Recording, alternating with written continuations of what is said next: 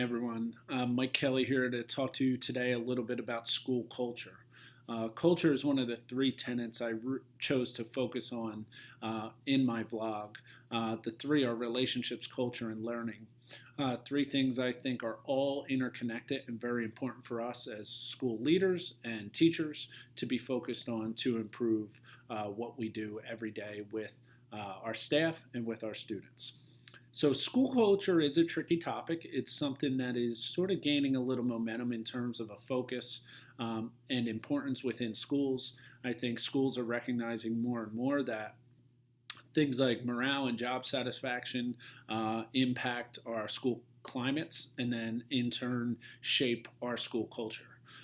And we know through research from people like Michael Fullen that school culture and leaders have an ability to shape schools in a way that impact academics, behaviors, and other outcomes. So it is very important for school culture to be a focus of school leaders and teachers and really know how to look at that and how to describe it and how to assess it and how to use it sort of for our advantage.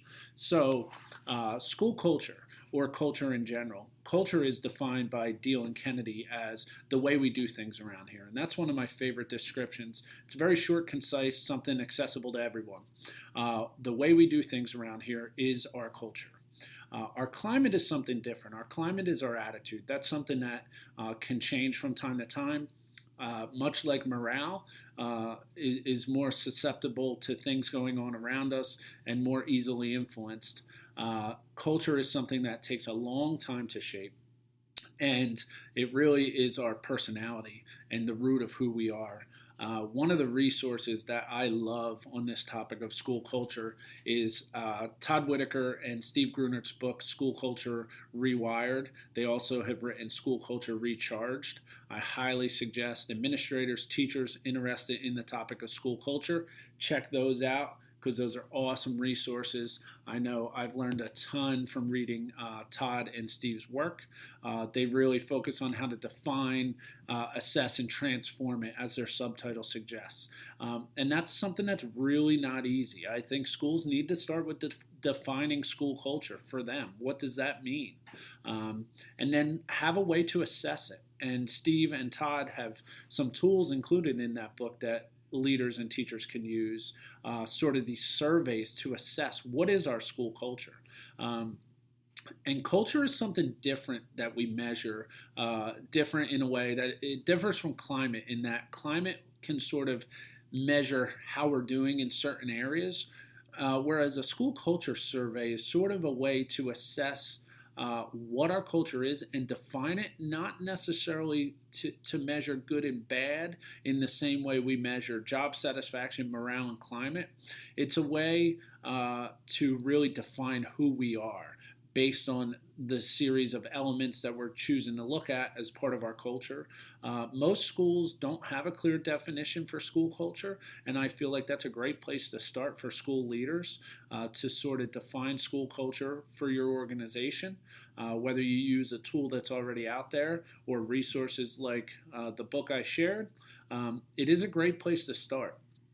If we don't focus on school culture, we might as well not waste our time focusing on anything else, because everything we do is impacted by the culture that exists in the schools we work in. So starting by defining it, then examining the sort of climate of our buildings, of our schools, and why they are the way they are, and then developing some ideas and action steps from there to focus on improvement.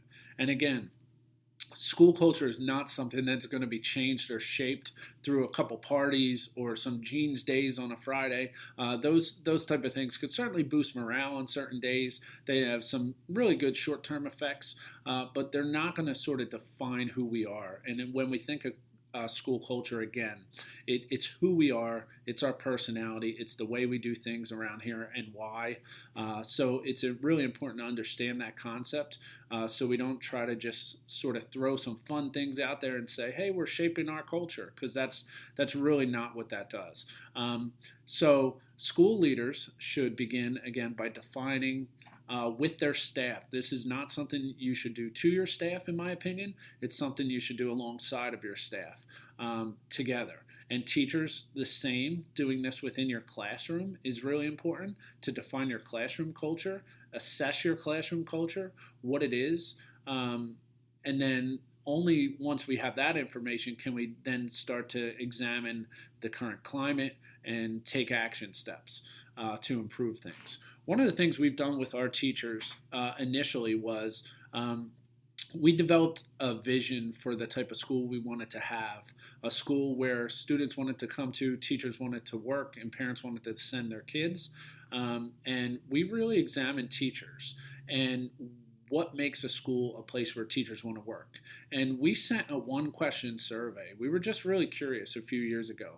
What do teachers say is important to them in terms of a school in which they're proud to come to, they're excited to come to? And we asked that one question: what makes a school a place where teachers want to work?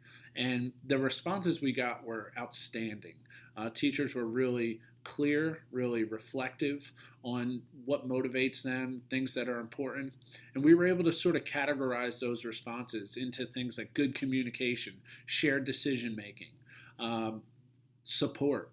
And those areas, I think we came up with like 7 areas. And then we had sort of indicators within each area based on the responses we got to measure our climate with our staff. And we created our own survey. There's a lot of great surveys out there that are validated and reliable in a way that our staff survey may not be. However, it works for our staff because we collect qualitative and quantitative data from that survey. We asked them to rate elements within each of those categories we created, and then also provide some open-ended qualitative feedback for us. And then when we get that feedback as a staff, we share it out. And then what we do is create some small groups and discuss why a certain area may be rated the way it was, look at the feedback, and develop ideas and improvements. And some of the ideas and improvements we've come up with in our school have been outstanding. So teachers felt that we should do more to welcome staff, new staff, outside of our traditional induction program. So our teachers created their own welcoming committee. They created their own survival guide for our building. We come up with gifts that we give new teachers. We have informal mentors that meet with them before they start. Everybody gets a t-shirt, a mug, or a new cup for our school. Little things that they came up with as a way to improve that one area of welcoming new people. So that's one little example. Of course, we have improvements in staff development, including having teachers being part of the planning and the implementation of our professional development, making it more personalized. The idea of really including teachers in all levels of decision making, including other staff members that may have not been included in the past in hiring decisions, all are things that have come out of that survey. And we've made improvements every year. And really, that's shared ownership. It's not a survey where principals get the feedback and sit down at a table together and think of all the ways to solve all our school's problems. This is something that we own as a staff, and that becomes part of who we are, that we have a shared ownership of our school and what we're responsible for making a great place for kids to want to come to. And they've really taken that ownership on our teachers, and we've seen great improvements as a result. So that's just a little example of something we've done to focus on climate and help shape our culture. But I will say, again, the first tenet being relationships is so important, and the cumulative effect of our relationships and their impact on culture, understanding how they're related, understanding how our climate's related to our culture is really important before we start taking steps and just doing things in the name of improving culture, because we want to understand the differences between climate and culture and how those things are shaped and why we are who we are and what our culture really is. So before we take steps to try to improve that culture, having that first understanding is really important, and then going from there. And again, culture takes time to shape. It's something that is so important that it should be always on the forefront of everything we do.